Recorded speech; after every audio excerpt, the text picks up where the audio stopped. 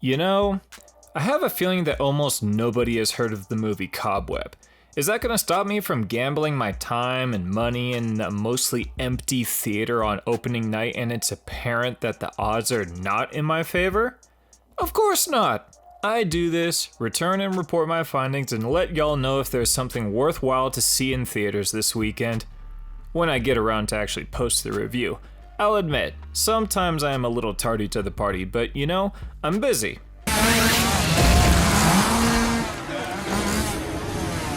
I went into Cobweb without even seeing a trailer, so my expectations were non-existent before I sat in front of the screen. But before I go spilling the beans, as my old lighthouse keeper would say, I will let y'all know that I'll do no spoilers, which will be brief, and then I'll go into the juicy, raw spoilers that you all know that you wanna, you know. If you get the reference, comment the movie and finish the quote in the comments, and the first person to do that, I'll review whatever horror thriller you pick. Enough chit chat, let's get spooky.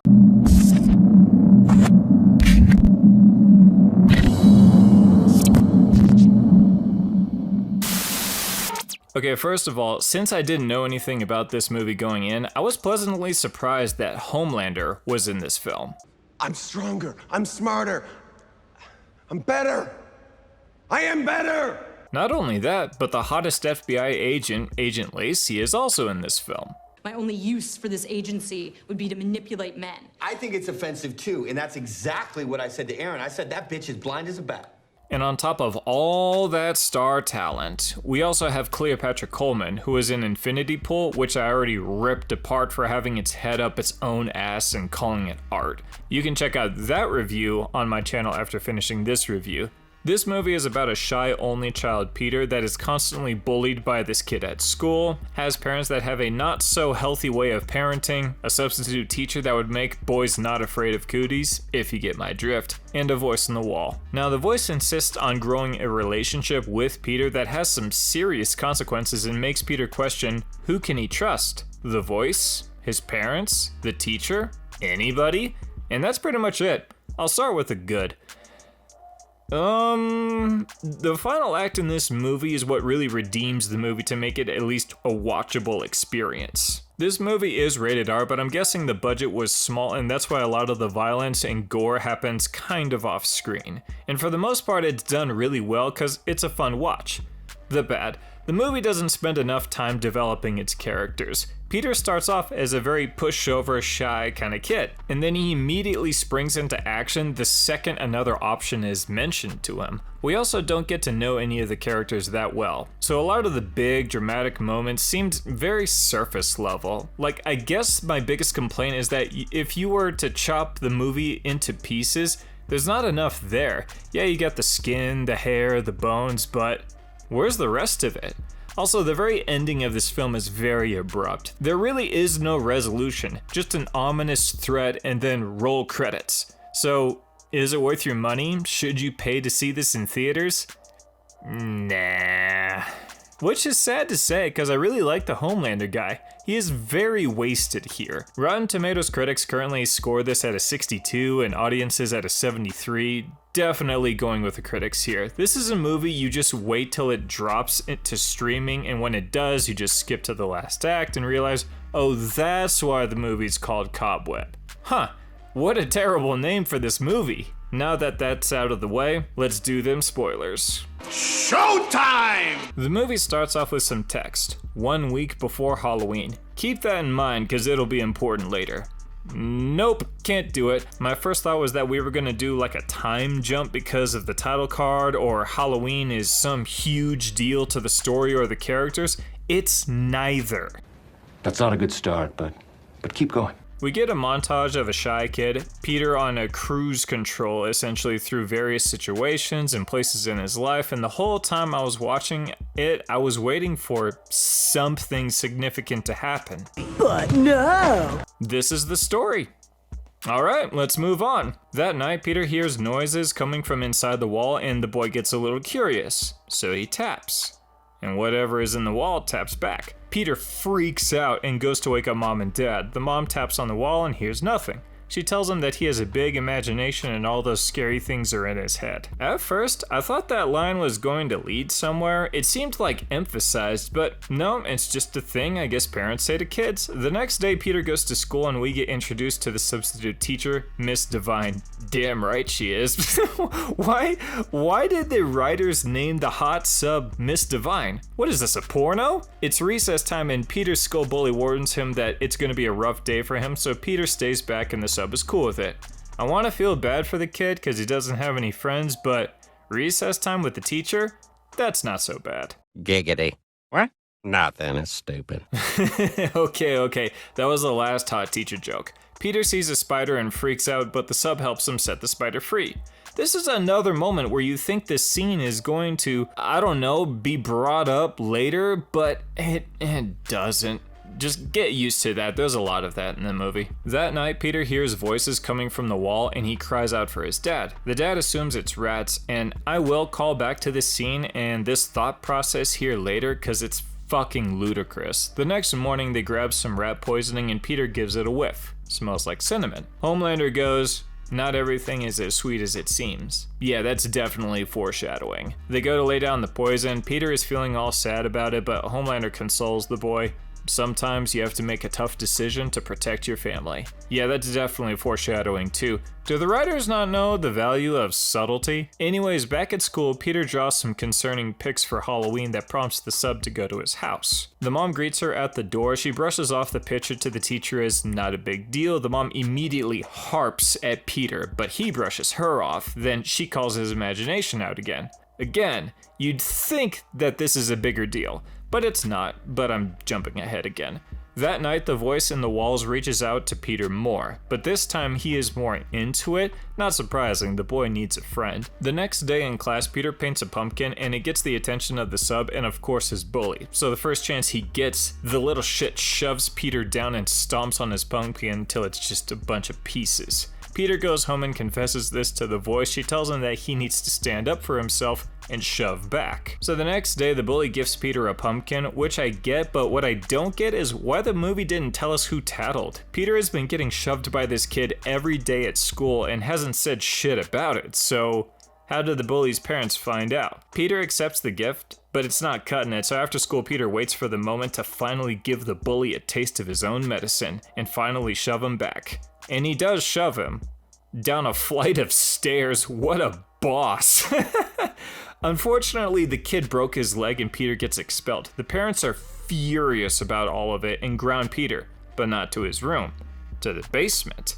Why is that a big deal? Well, the door to the basement is hidden behind the fridge and his mom has a special key to get in and out of it. So they lock him down there with no bed, no lighting. Fuck, not only is this brutal, but it seems way out of left field. I never got the impression until now that either of these parents would do something like this.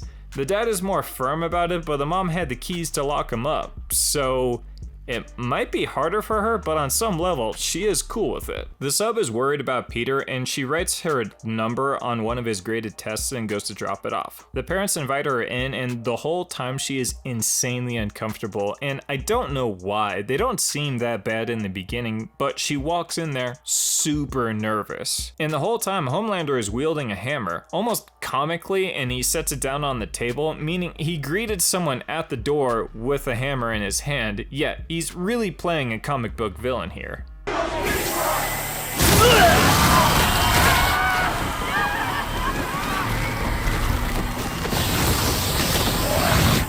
They tell the sub that Peter will be homeschooled, but she thinks it's a bad idea, and the mom goes off on the teacher, which prompts her to leave. And Homelander greets her at her car because she forgot her keys, all the while he has a hammer in his hand. Fucking why?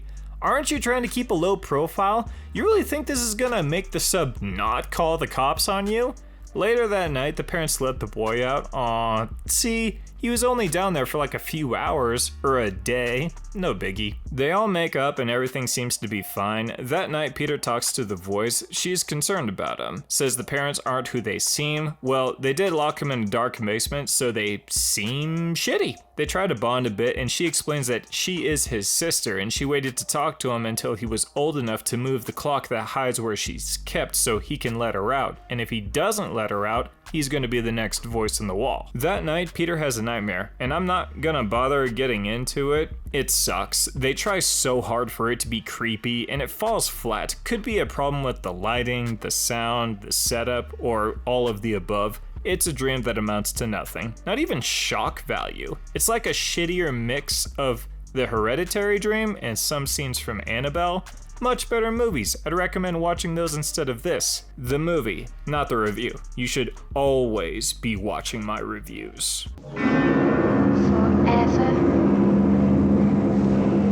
and ever and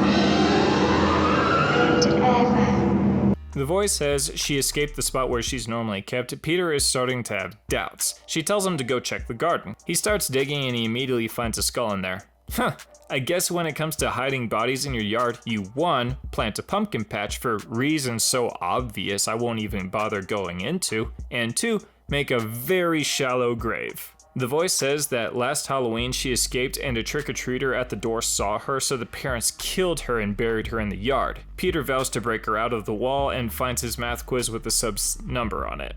He's able to make the call, but the mom catches him and snatches the phone. She tells the sub that Peter wanted to say hi, but he was too shy. The mom then throws Peter into his room, and she's eyeballing the wall, and she notices the hole in the wall that he's been communicating through to talk to the voice. The mom then loses her shit. She even admits to the existence of the voice and states that classic line, "Wait till your father gets home."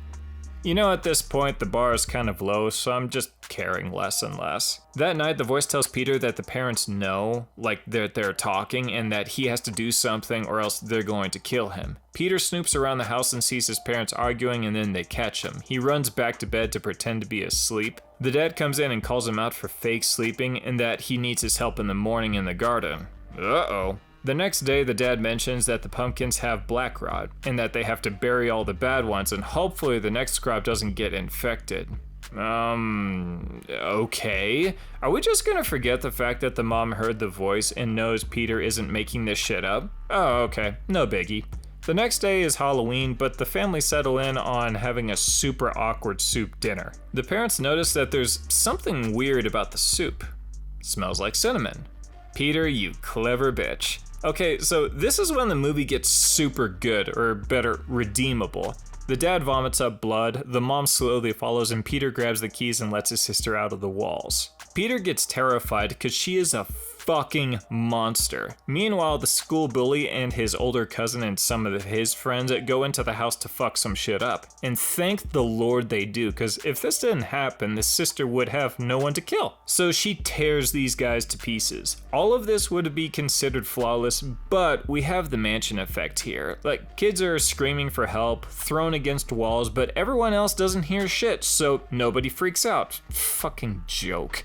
So the sister is running all along the walls and the ceiling, cutting heads off, bodies just exploding the second they're being pulled away. This just got awesome. For a while, we aren't super sure if the sister is a person or a monster because they use a lot of camera tricks to kind of hide what is happening. We do see her hair, which is like 12 feet long, not an exaggeration, covered in cobwebs. So now we know why the movie is called Cobweb. Are you retarded? Poop in the shoes. Are you a retarded person? Poop on the shoes. The sub comes to the house, seeing the bodies, and tries to get Peter out. We do get a moment where we see the sister's face, and it's the Grim Cuddy face.